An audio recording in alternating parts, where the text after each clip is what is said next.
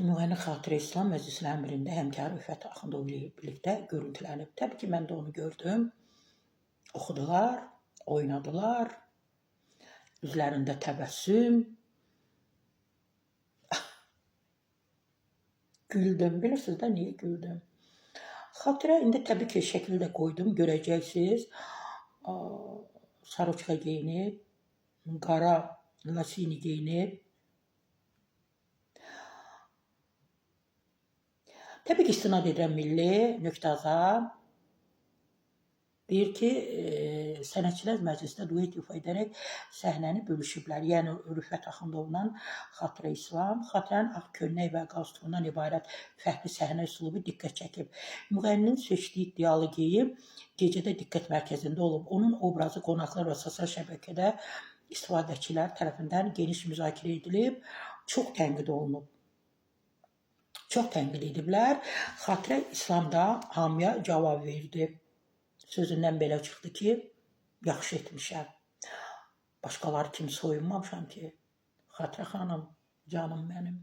Siz mənim sözlərimə bir mahnı oxumusunuz. Deyirsiniz ki, soyunmamışam. Xatirə xanım, siz də 50-ni xırdalamısınız.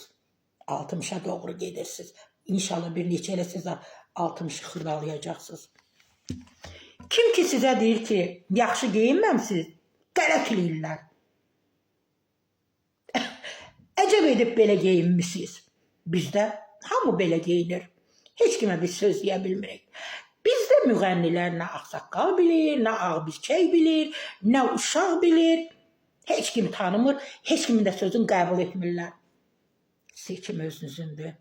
İstəyirsiniz sabah saroçkasınızın biraz qısaldarsınız, öz işinizdir. Yenə də deyirəm, kim ki sizə irad tutur, başın daşa döyüb. Necə istəyirsiniz geyinin. Biz kimi ki, biz heç kimi, bizim nə ixtiyarımız çatır sizlərə söz deməyə, əcəb etmişsiniz. Seçim özünüzündür. İzləyicilər, bütün dediklərim dırnaq içində.